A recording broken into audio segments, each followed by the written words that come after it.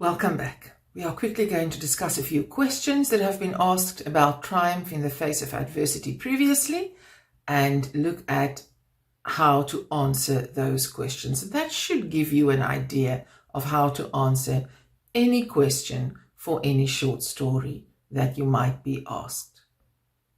You always get an extract, and here is the extract. Let's quickly read it.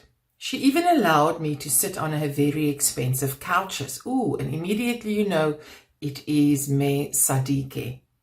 I was uncomfortable, but she made me feel at ease. She told me who she was and asked for my name. Tulisile, but my friends call me Tuli, I said. That is a beautiful name. So what should I call you, she asked. Tuli, I said, almost whispering. Where do you stay, she asked. And I told her that I was from the nearby squatter camp. Are you in school? She asked. Yes, but I did not attend today because I was too embarrassed. Embarrassed by what? I broke down and told her the whole story. She held me in her arms. For the first time, I let it all out. The anger, the pain, the frustration, everything. There is no need for you to feel that way. Many people go through that in life. You just have to make sure that you rise above the odds, she said after I had calmed down. That is exactly what my teacher said to me, but I really do not know how I'm going to be able to do that. There are a lot of options. You can either go to a social worker or the police and tell them your story. Will they be able to assist me? So, usually the first question is either a multiple choice, or fill in the missing words, or identify the setting of a short story or of an extract. So this one asks, choose the description from column B that matches the name in column A. Write only the letter A to D next to the question number 1.1.1A to 1.1.1D. In column A, you have Mr. Nkwane, Bongani, Jabulani, and Mr. Ratebe. In column B, you have Tulisile's father, Tulisile's cousin, Tulisile's brother, Tulisile's teacher, and Tulisile's employer. Quickly pause the video and see if you can do it. And here are the answers. Number A, Mr. Nkwane, is number D, Tulisile's teacher. Number B, Bongane, is number C, Tulisile's brother. Number C, Jabulani, is A, Tulisile's father. And number D, Mr. Khadebe, is E, Tulisile's employer.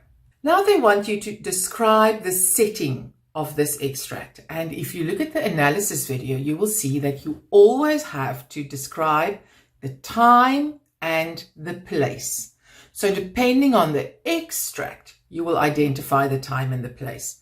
So here, the setting, the place, is in Me Sadike's house during Tulisile's search for food. And this is the time frame. During Tulisile's search for food to feed herself and her siblings. Remember how she went to knock from door to door to ask them if there was something she could do in exchange for bread. Now they say, refer to line 3, which says Tulisile, but my friends call me Tuli. Choose the correct answer from those given below. Write down only the letter A to D next to the question number and the answer. So number A, the tone that Tuli would use when saying these words is an honest tone, a gloomy tone, a nervous tone, or an anxious tone. And the answer was number A, an honest tone. Why would Tuli use this tone? Tuli requires assistance from Me Sadike. So it is important that she conducts an honest conversation with her. If she catches her out in a lie, she's not going to help herself or her two siblings who are so hungry after she hasn't gone to school because she was upset with her teacher. 1.1.4, explain why the following statement is false. You don't have to say it's false. They tell you it's false. Tulisile's home is very far from Me Sadike's house. She tells Me Sadike that she comes from a nearby squatter camp. And that was outside of the extract, but we assume that you know the story. 1.1.5, refer to line 10. I broke down and told her the whole story. Number 8, identify a figure of speech in this line. There's a metaphor. Why? Now you must explain the meaning of this figure of speech. The manner in which Thuli is crying when she tells the story is as if she is breaking down. Remember, when you have to discuss a metaphor, you have to explain what is being compared to what and why. The way she's crying is compared to somebody who is breaking down because she is so sad about her life. 1.1.6. What does this extract reveal about Meh Sadike's character?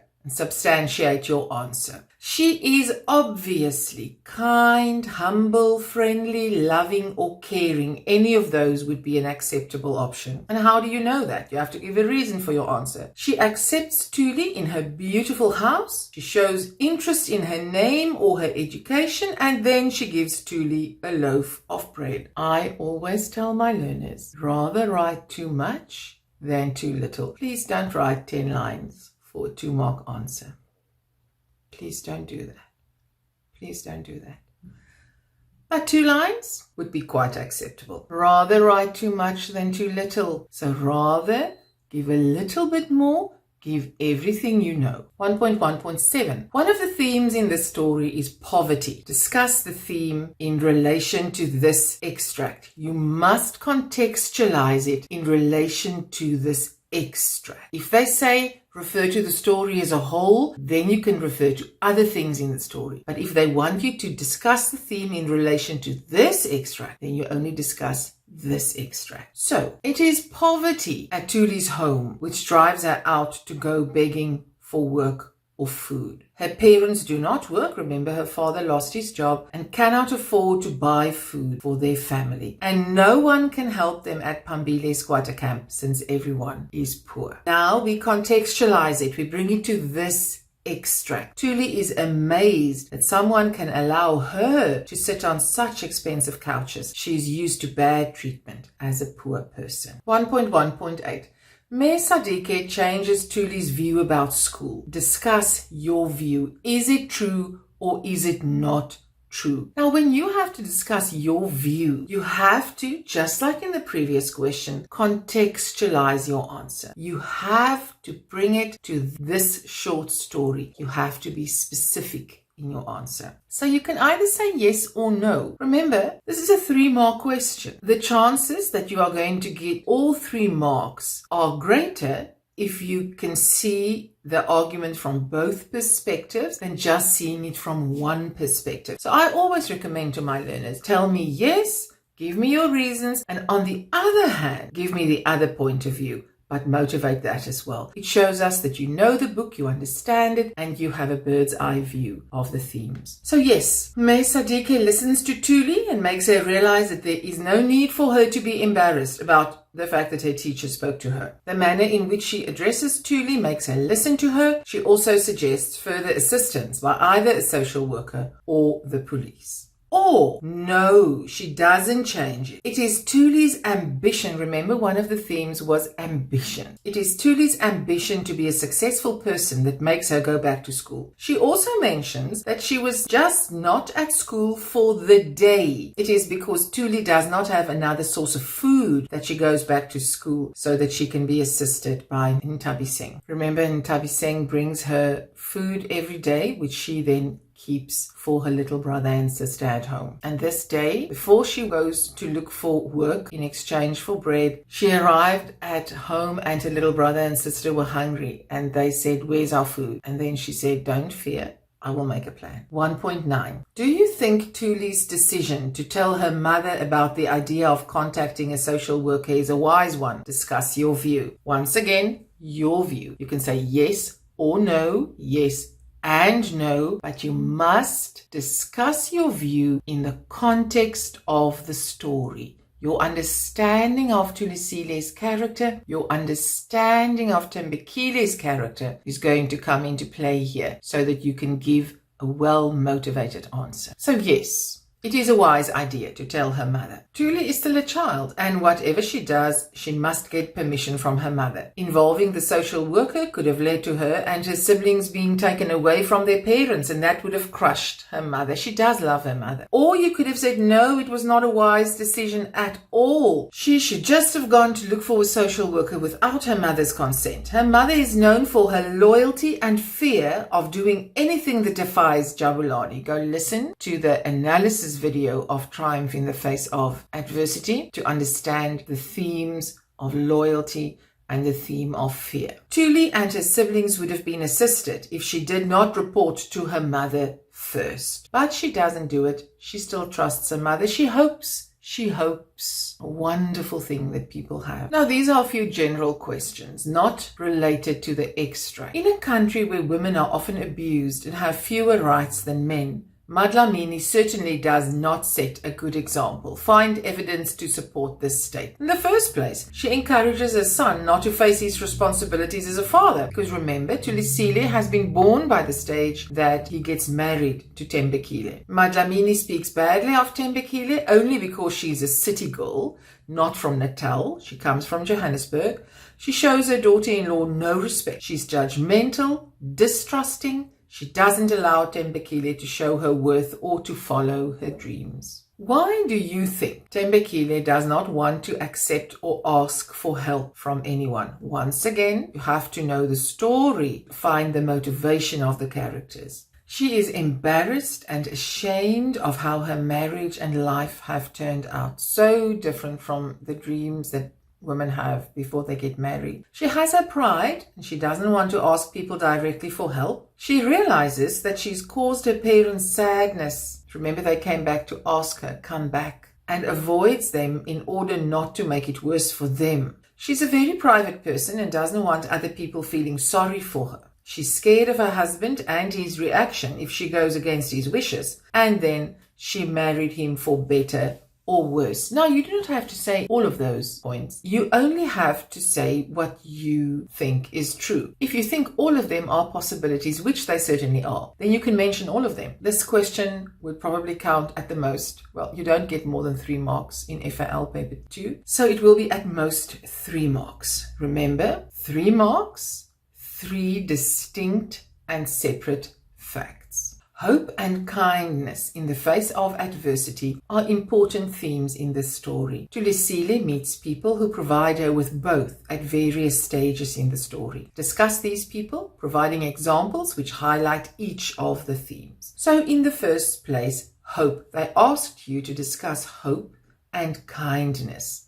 So hope. We have Mr. Nkwane, who takes the time to talk to Tulisile about her future, her goals, and her choices, although she did not accept what he had to say at that stage. In the video on the analysis of Triumph in the Face of Adversity, I discussed my opinion of the reasons why Mr. Nkwane seemed unsympathetic towards her. I think he knew she would be embarrassed if he showed sympathy, if he felt sorry for her, because she's a proud girl. And the only way to motivate her to take charge of her destiny was to be matter of fact.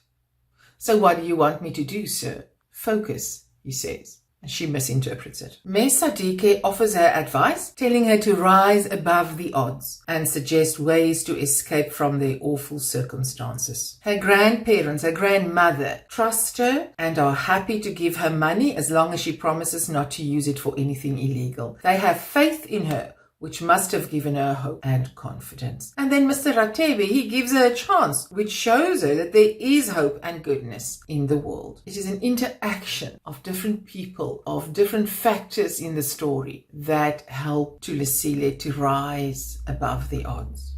Kindness. The neighbors give them food when they can. We did see that most of the people, it seems, in Pambile squatter camp are also without work, so they all struggle to make ends meet. And later, when she's able to, Tulisile helps her neighbors with food again, paying back. Ma Sedike is kind-hearted, accepting, she calls her gracious, comforting the distressed Tulisile. And then her maternal grandparents are kind, loving, caring, and accepting. Mr. Nkwane guides and Winston advises her. For example, he tells her to open a post office account to keep her money safe. And then her friend, Mtabi Singh, suggests she applies for a TV job as she has faith in Tulisile's abilities, and she is such a good friend that she accepts no excuses. She tells her having no cell phone is no excuse. We make a plan, they can phone us. Tulisile says, the fact that I was poor didn't mean that I didn't have pride, which Mr. Nkwane knew. Now the dictionary states that there are 3 kinds of pride: dignity, superiority, and arrogance. And in this sentence, which meaning is implied? Explain your answer. Obviously the first one, the dignity one. And now you must explain your answer. Just because they were poor didn't mean that she didn't deserve respect. She didn't want to be felt sorry for. Why do you think Tulisile is upset by the actions of her teacher, feeling that he had hurt her pride, but was happy to go to her grandparents, whom she barely knew, to ask for money? Quite a lengthy answer, but you can do this. Tulisile misinterprets Mr. Nkwane's actions and thinks he feels pity for her and will tell everyone about her situation. Now this seems unlikely as his actions appear to be genuine. He's concerned about her performance at school and her future. He later helps her to open a post office account, which suggests that Tulisile found him to be trustworthy. Otherwise she would not have allowed him to help her further. While she might not know her grandparents well, we assume she's always had a good, loving relationship with them, or they've never acted in a way to make her distrust them. And now that she's desperate, she feels she can trust them to respect her request and treat it with love and care. So once again, in order to be able to answer these questions, you have to know your story so well. Then you have to know the analysis of the story. Then you must read your questions very, very carefully and answer every single aspect of the question. And obviously your answer, your train of thought to arrive at the correct answer is going to come from the analysis, is going to come from your knowledge of the story. So you need to know this. Tulisile says, I had to stop being a charity case. Tulisile comes up with a plan to change things and she adapts it as circumstances change. Mention 3 ways in which she tries to become self-supporting. She asks her grandparents for money to start a business selling sweets. She gets a job at a fish and chips shop when her father steals the sweets money. And then she applies for a job as a TV presenter. The bulk of the story is a memory, a flashback that Tulisile has while her mother is being buried. But by the end of the funeral, she's a different person and has changed. Do you agree with this statement? Find evidence to support your answer. So yes, she is grim or unhappy at the beginning of the funeral, thinking of the waste of life, thinking of her mother's unfulfilled potential, which brings up memories that I swore would never ever resurface. But by the end of the story, she remembers that she has been able to grow or to be successful, or that she's been lucky and that the future looks bright. What remains is endless possibilities, she says. And she also says she will live her mother's dream of fame. So she does change from the beginning to the end of the story. And those are only a few questions that I try to help you with. If this story is in your exam paper, you breathe deeply, you read the extracts, answer the questions in your head. Remember, you have the reading time. This paper is 2.5 hours for 70 marks. That is more than enough. More than enough. Remember, the challenge is not to see who finishes first. The challenge is to see who gets the most marks. Even if the challenge is just that you get more marks than you've ever had in your life. So enjoy the journey. You can do this.